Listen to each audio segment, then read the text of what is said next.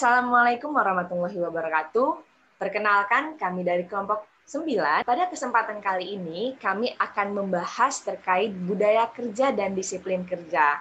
Kami menghadirkan seorang narasumber yang tentunya sangat berpengalaman di berbagai sektor perusahaan, yaitu dengan Mas Inu Damarjati, dengan membahas topik mengenai menyelami budaya dan disiplin kerja pada sektor perusahaan yang berbeda dalam acara Bukan Mata Najwa. Let's go! Assalamualaikum warahmatullahi wabarakatuh.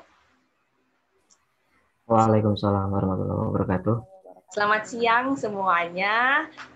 Di sini dalam acara yaitu Bukan Mata Najwa Talk Show, kami akan membahas tentang budaya dan disiplin kerja pada sektor perusahaan yang berbeda. Dan di sini aku sendiri, Anissa Patrika Hairani, ditemani dengan dua rekan saya, yaitu ada... saya Cindy Nur Aini. Saya Mutiara Islamia Roskarat Mojo. Halo. Halo Putih, halo Cindy. Dan tentunya dalam bahasan kali ini kita menghadirkan narasumber yang tentunya berpengalaman yang akan membahas tentang budaya dan disiplin kerja ini, yaitu ada Mas Inu Damarjati. Nah, Mas Inu Damarjati ini background-nya yaitu adalah seorang senior trainer dan sales development partner di perusahaan asuransi jiwa, kemudian seorang financial consultant, insurance consultant, sales trainer, hypnotherapy trainer, law of attraction practitioner, and seorang certified di public speaker. Oke, halo Mas Inu.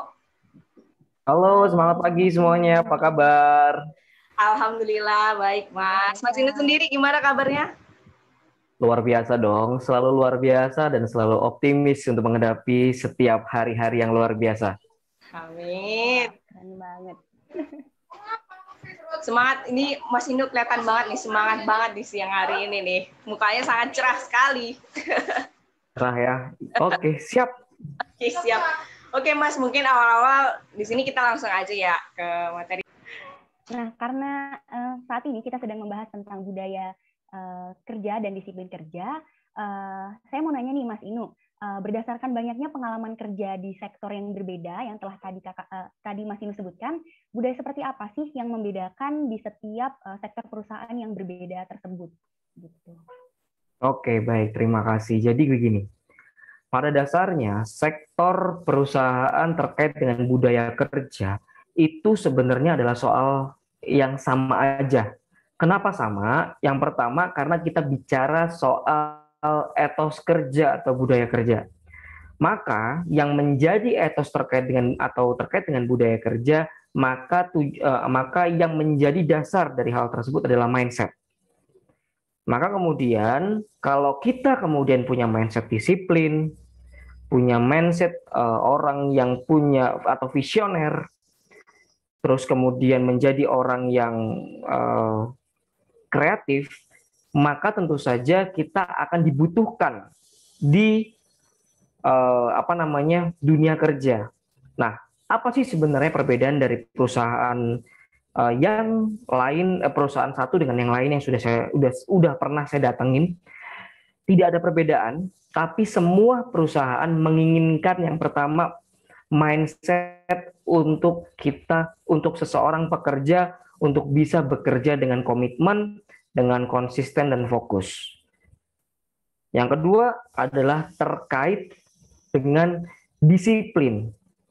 Bagaimana kemudian kita dituntut untuk disiplin. Yang ketiga adalah visioner, karena kita dituntut untuk berpikir positif, berpikir visioner, maka tentu saja kita diharapkan memberikan ide-ide yang banyak, tentu saja ide-ide tersebut untuk keberlangsungan perusahaan, dan tentunya juga ide-ide tersebut digunakan untuk memberikan energi positif di perusahaan tersebut. Nah, yang selanjutnya adalah terkait dengan kreatif.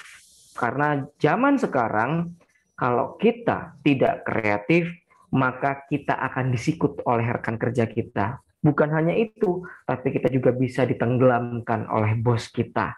Kenapa? Karena sekarang yang dicari adalah orang yang punya value, nilai. Baik itu komunikasi, mindset, dan kemudian pola pikir. Mindset sama pola pikir sama ya. Mindset dan kemudian cara berkomunikasi. Mungkin seperti itu rekan-rekan. Yang selanjutnya saya juga ingin bertanya nih. Tadi kan terkait budaya kerja itu hampir setiap perusahaan itu sama kan ya, cuman hampir semua setiap perusahaan itu sama menginginkan karyawan yang memiliki komitmen, disiplin, visioner, sama kreatif juga. Nah, kalau menurut kakak sendiri dari berbagai macam budaya yang telah kakak alami gitu, apa sih budaya kerja yang baik menurut kakak itu seperti apa? Oke, jadi kita bicara tentang kebaikan, tentang sesuatu yang baik. Baik artinya kita akan menuju sesuatu yang lebih cerah. Tentu saja menuju sesuatu yang punya kebaikan lebih banyak. Nah, artinya maksudnya begini rekan-rekan. Ketika kita bicara sebuah kebaikan di dalam konsep bekerja, maka tentu saja yang paling penting untuk menjadi atau gini, kita bicara soal berpikir bagaimana kemudian kita menjadi seorang karyawan itu tugasnya adalah bagaimana kemudian kita memajukan sebuah perusahaan yang kita tempati dengan ide-ide kreatif dan lain-lainnya. Maka kemudian itu adalah hal yang baik. Tapi pertanyaannya adalah apakah kemudian semua orang sudah melakukan hal tersebut? Ternyata belum. Banyak orang yang ternyata mindset-nya masih bekerja ala kadarnya. Akhirnya dia tidak akan mendapatkan value di sana. Nah, apakah kemudian semua perusahaan itu punya nilai yang sama-sama sebenarnya? Yang berbeda hanya goals-nya saja, gitu kan ya? Hanya tujuannya. Nah, maka kemudian kalau kita lihat terkait dengan apa yang lebih baik, maka tentu saja atau sesuatu yang lebih baik, maka kemudian kita akan melihat budaya tersebut sebenarnya bukan budaya perusahaan, tapi itulah yang kita sebut sebagai budaya dalam tanda kutip personal branding. Membrandingkan diri kita menjadi seorang karyawan atau menjadi seorang pekerja yang punya ciri khas tertentu, tentu saja ciri khas yang lebih baik. Mungkin itu. Oke, Mas. Kan tetap ya mungkin dan memang yang utama adalah dari mindset si karyawannya dalam bekerja. Nah, tapi menurut Mas Inu sendiri nih, baik di perusahaan di perusahaan yang saat ini Mas Inu bekerja, budaya apa sih Mas yang paling ditekankan gitu? Budaya yang paling ditekankan. Satu hal, disiplin. Disiplin, karena disiplin itu punya turunan yang sangat-sangat banyak. Disiplin waktu, disiplin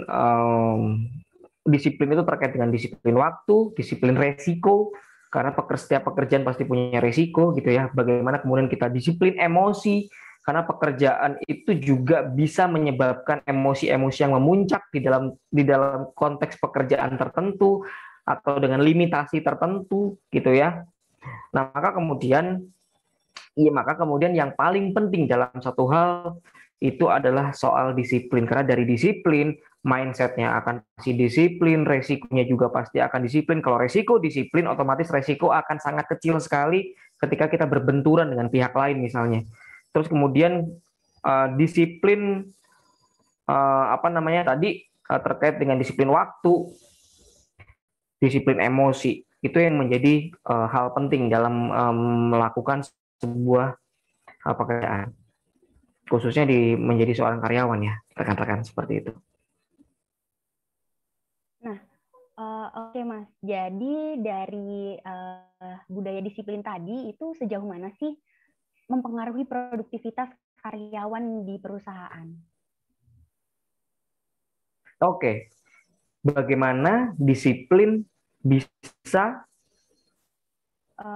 sejauh mana budaya disiplin itu mempengaruhi produktivitas karyawan? Sangat berpengaruh sekali, karena disiplin itu adalah modalnya. Kalau misalnya disiplin, kalau kita bekerja nggak disiplin, maka tentu saja kalau misalnya kita nggak disiplin, tentu saja kita akan menjadi seseorang yang betul-betul tidak bisa melakukan apapun, dan kemudian kita akan dinilai menjadi seseorang yang tidak bisa melakukan apapun. Maksudnya gini, teman-teman. Kenapa kok disiplin itu penting, dan sejauh mana sebenarnya disiplin itu menjadi sesuatu hal yang sangat kuat di sebuah perusahaan? Karena gini, kalau kita tidak disiplin dalam melakukan sesuatu pekerjaan, pasti ada pekerjaan terbengkalai. Maka di situ akan ada manajemen waktu. Yang kedua, kalau kita tidak bisa melakukan disiplin risiko dengan baik, maka ada risiko-risiko pekerjaan yang bisa kita tanggung lebih besar. Misalnya, kalau kemudian ternyata kita melakukan pekerjaan dengan pihak lain, ketika kita kemudian bekerja tidak disiplin dengan disiplin risiko, maka tentu saja akan ada gesekan-gesekan ide yang bisa menyebabkan pekerjaan kita akan jadi terbengkalai. Makanya kemudian kenapa kok disiplin risiko? Disiplin terkait dengan disiplin emosi. Karena ternyata tubuh kita atau pikiran kita itu sangat dikontrol dengan berapa banyak atau berapa jumlah emosi kita, atau seberapa besar emosi kita. Kalau kemudian emosi kita ini terlalu besar dalam menghadapi sebuah pekerjaan, maka orang akan melihat atau pekerjaan yang kita selesaikan akan tidak akan maksimal, teman-teman. Maka kemudian kenapa budaya disiplin ini menurut saya menjadi sesuatu hal yang utama, menjadi sesuatu modal. Karena kalau kita bicara soal sejauh mana, maka kita akan bicara berapa banyak orang yang tidak disiplin dan kemudian kena pecat dalam waktu yang cepat. Itu aja. Kenapa? Karena kalau orang nggak disiplin, dia nggak butuh waktu lama untuk segera dipecat. Nggak butuh waktu seminggu, 3 atau 4 hari dia nggak disiplin, atau 4 hari dia tidak masuk, maka hari kelima goodbye. Dia akan dirisainkan. Kenapa? Karena itu termasuk dari etika. Etika, disiplin, dan kemudian mindset menjadi sesuatu yang penting dalam konteks bagaimana membangun budaya pekerjaan yang maksimum, atau membangun budaya pekerjaan yang betul-betul bisa meningkatkan produktivitas, meningkatkan performance, meningkatkan produksi terkait dengan sebuah perusahaan. Kira-kira gitu. Nah, balik lagi ke topik kita pada hari ini, yaitu tentang disiplin kerja. Menurut Mas Inu nih, berdasarkan pengalaman-pengalaman yang udah dilewati, pendekatan-pendekatan seperti apa sih, atau treatment seperti apa tentang disiplin kerja yang efektif gitu, yang harus diberikan kepada karyawan supaya karyawan itu tidak merasa demotivasi gitu. Ini terkait perusahaan memberikan mungkin saran, masukan, atau bahkan bentuk hukuman begitu mungkin kepada karyawannya. Oke. Gini, teman-teman, ketika kita bicara soal disiplinitas, disiplin itu soal mindset. Disiplin itu soal mindset. Mau dibikinnya jam 7, masuk jam 7, pulang jam 9, kalau mindsetnya belum bahwa dia sadar bahwa dia harus disiplin, maka suatu saat dia akan telat juga. Betul? Gitu ya. Jadi kalau mindsetnya belum disiplin, maka tentu saja saya ulangi ya. Jadi kalau mindsetnya belum disiplin, kita mau bikin aturan apapun susah. Karena aturan itu kecenderungannya adalah dilanggar. Betul? Gitu ya. Aturan itu diciptakan katanya untuk dilanggar. Maka percuma dari perusahaan manapun memberikan hukuman, memberikan penalti apapun dalam bentuk gaji. Misalnya nih, ada di satu tempat misalnya gitu ya. Saya nggak sebut perusahaan, yang mungkin ada salah satu tempat di tempat lain bahwa dia menerapkan sistem potong gaji ketika si karyawannya datang lebih lambat. tapi dia hanya memberikan hukuman, tidak memperbaiki mindset. Maka sama aja. Akhirnya, seseorang yang dipotong gajinya, ya sudah, wong cuma dipotong gaji berapa kok, nggak apa-apa lah. Karena saya marketing, ya saya cari komisi supaya nutupin yang dipotong tadi. Oke? Gajinya akan tetap mungkin akan lebih besar, tapi esensinya tentang disiplin nggak ada. Kenapa? Karena dibentuk dari sebuah hukuman. Maka yang perlu dilakukan ketika membangun sebuah disiplin adalah menciptakan awareness terhadap, menciptakan kesadaran bahwa ternyata disiplin itu penting kok. Disiplin itu bukan untuk Anda. Disiplin itu bukan untuk perusahaan kok. Disiplin itu untuk Anda. Kalau Anda disiplin, maka otomatis Anda punya value. Apa sih yang membedakan manusia dengan hewan? Salah satunya adalah mindset. Kalau kata Buya Hamka, gitu ya, apa sih bedanya manusia sama monyet gitu kan ya, atau kera di hutan gitu kan ya. Kalau misalnya manusia cuma kerja cuma asal kerja, maka apa bedanya manusia dengan hewan yang ada di hutan? Karena sama-sama melakukan pekerjaan, cuman beda konteksnya aja. Yang membedakan manusia dengan hewan adalah pola pikir, ide-ide, terus kemudian apa namanya, sebuah visioneritas, sebuah pikiran untuk menjadikan seseorang itu bisa menemukan ide-ide yang cemerlang. Itu bedanya. Maka yang perlu dilakukan adalah bagaimana sebuah perusahaan membangun mindset disiplin. Dengan cara apa? Dengan cara melakukan training-training tentang disiplin, mengubah mindset. Kenapa sih disiplin itu penting? Karena ternyata mindset bisa dirubah. Karena yang dulunya, karena gini, dalam ilmu hipnoterapi ada yang namanya trance atau alam bawah sadar. Seseorang yang punya alam bawah sadar suka telat, maka nggak akan ada timbul pikiran disiplin di dalam dirinya. Karena yang ada di dalam bawah pikirnya adalah kalau saya telat ya paling nggak ada apa-apain. Itu mendarah daging di alam bawah sadarnya, terus kemudian itu berlaku terus menerus, yang akhirnya bikin seseorang melakukan telat atau dia akan telat terus menerus. Nah, sama kemudian dengan seseorang manusia. Kalau dia alam bawah sadarnya itu makannya jam 12, jam 3 sore, sama jam 7 malam, tanpa dia harus mikir, dia akan ambil piring jam segitu untuk ambil makan. Kenapa? Alam bawah sadarnya bilang, jam 12 perut saya lapar, jam 3 perut saya lapar, dan jam 7 malam perut saya lapar. Maka saya harus makan. Sama dengan kita bicara soal disiplin. Kalau kita sudah menanamkan trends atau alam bawah sadar soal disiplin kepada pikirannya kita masing-masing, maka tentu saja dia akan notice di dalam pikirannya bahwa saya masuk jam 7.30, maka 7.15 saya harus sudah di kantor.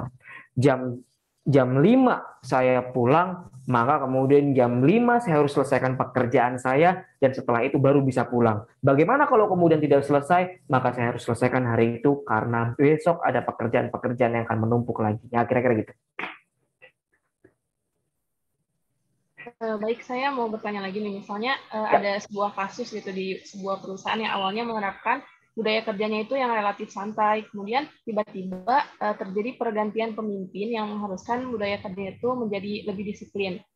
Nah, menurut konteks manajemen itu kan lebih baik ya dibandingkan dengan kepemimpinan sebelumnya.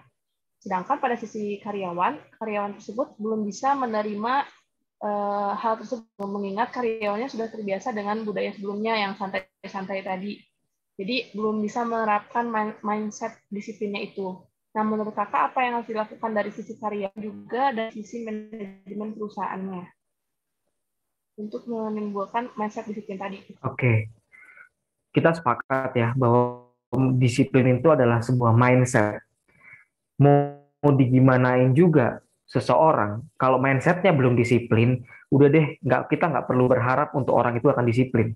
Gitu aja. Nah, ketika kita bicara soal perusahaan yang berganti pemimpin, tentu saja secara manajerial hal yang bagus. Karena perusahaan butuh pergantian, butuh refreshing untuk sistem yang baru. Kan gitu ya. Itu secara kita bicara secara konteks manajerial. Gitu kan ya. Kenapa kok kemudian kepala-kepala cabang itu selalu di-refresh beberapa tahun sekali. Ya kan? Kenapa? Karena ingin membangun budaya-budaya yang berbeda. Tapi sekali lagi, pemimpin itu harus tahu apa yang terjadi di cabang tersebut atau di lokasi tersebut. Kalau kemudian dia berganti pemimpin, terus kemudian dia tiba-tiba yang tadinya kamu harus masuk jam 7, yang tadinya 7.30, percayalah orang akan tetap datang jam 7.30. Karena alam bawah sadarnya mengatur berangkat jam 7.30. Maka kemudian tentu saja dalam waktu-waktu pertama, saya akan jamin lebih dari 50% akan telat. Kenapa? Karena orang terbiasa dengan aturan yang lama. Pertanyaannya adalah, apakah itu bagus? Sistem butuh waktu untuk menjalankan apa yang harus dijalankan oleh sistem tersebut. Misalnya, kalau ternyata seorang pemimpin ini dia mengganti tiba-tiba waktunya, maka itu hanya menjalan atau itu aja adalah sesuatu yang hanya bersifat periodik sementara. Kenapa? Kenapa? Kenapa seperti itu? Karena ternyata mindset belum berubah, percuma. Tapi apa yang harus dilakukan? Nah, kita bisa melakukan yang namanya emotional engagement kepada karyawan-karyawan. Apa itu emotional engagement? Misalnya, yaitu adalah kedekatan secara heart to heart, hati ke hati. Ngobrol deh.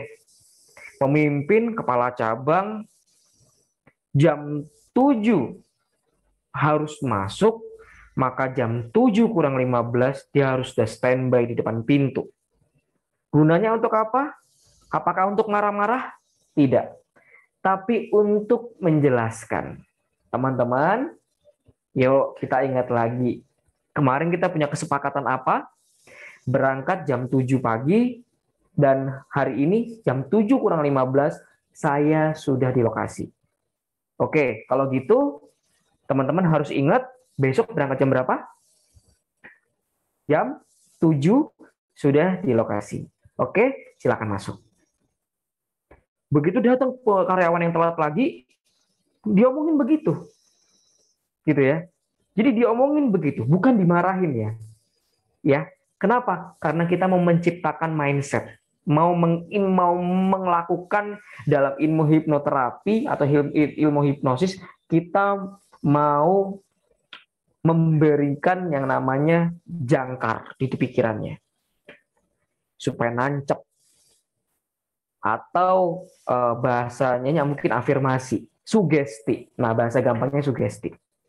Memberikan sugesti supaya oh iya ya, besok itu saya berangkatnya jam 7. Begitu besok ada yang telat, di itu, oke, kamu hari ini datang jam berapa? Jam 7.15. Telat nggak jam 7.15? Telat, Pak. Oke, kalau begitu Anda harus datang jam berapa? Jam 7. Besok Anda harus datang jam 7. Sekali lagi, Anda harus datang jam berapa? 7. Maka kemudian 4 hari aja kita melakukan seperti itu, maka dia akan datang jam 7. Kenapa? Karena kita memperlakukan disiplinitas dari pola pikir, karena sekali lagi, disiplin adalah mindset. Jadi kalau misalnya kita mau ngomong soal disiplin tanpa mindset yang dibenerin, sudahlah, itu hal yang bullshit. Hal yang percuma kita lakuin, mau sampai gimana pun kita ngelakuin, tidak ada yang namanya perubahan signifikan. Kenapa? Karena dibangunnya bukan dari kesadaran, bukan dari mindset, tapi hanya cemoohan. Logikanya begini, kalau Anda semua dimarahin dengan orang tua Anda, yang pertama adalah apakah Anda dengar atau Anda lawan dulu? dalam hati. Oke? Gimana tuh teman-teman? Coba. Dari Simon Mas. Oke. Oke. Kan dalam hati. Kalau kemudian Anda dimarahin oleh orang tua Anda, maka seperti apa? Iya kan? Benar nggak? Ngomel dulu, apa males banget sih, main mulu sih, gitu kan, gini-gini, salah lagi kan gitu ya. Tapi ketika kita diajak ngobrol, Dok gini, ya kan, Ibu udah bilang, Ibu tuh udah bilang, coba, apa yang udah Ibu bilang? Kamu inget nggak? Nggak inget, lupa. Oke, berarti Ibu sampein lagi ya, begini ya, sepakat ya, besok mau lakuin lagi? Enggak. Berarti besok mau melakukan apa? Melakukan ini. Kira-kira lebih enak mana? Yang pertama atau yang kedua? Kedua. Pendekatan Oke. Mas. Ya, itulah yang disebut sebagai emotional engagement atau disebut juga sebagai relationship driven. Gitu, teman-teman. Wah, Mas Inu, dari awal tadi pertanyaan awal hingga akhir itu benar-benar sebenarnya lebih membuka mindset ke kita juga sih. Yang tentunya kita dapat ilmu dan mengubah agak membuka mindset kita tentang emang disiplin itu adalah hal dasarnya lah dalam kita bekerja sebenarnya dalam bidang apapun gitu ya Mas, dalam kita melakukan hal apapun gitu. Ya, itu betul, tadi. Karena itu soal mindset. Iya, benar. Mungkin itu tadi merupakan pertanyaan terakhir untuk hari ini ya Mas ya. Dan di sini mungkin aku mau menyimpulkan sepanjang tadi pembicaraan kita bahwa budaya kerja atau etos kerja di setiap perusahaan itu pada dasarnya sama. Yaitu adalah masing-masing perusahaan itu menginginkan karyawan yang komitmen, kemudian konsisten, memiliki fokus, disiplin, dan visioner.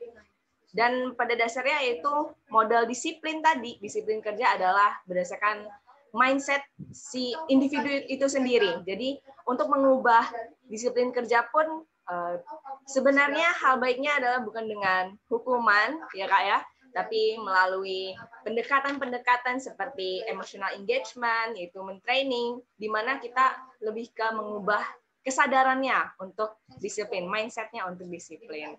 Wah, untuk hari ini benar-benar membuka pikiran kami, menambah insight kami nih Mas Inu, benar-benar keren banget. Terima kasih kepada teman-teman semua dan Mas Inu, dan mungkin yang akan menonton ini nanti. Dan saya sebagai moderator menutup acara ini. Wabillahi taufiq wal hidayah. Wassalamualaikum warahmatullahi wabarakatuh. Waalaikumsalam.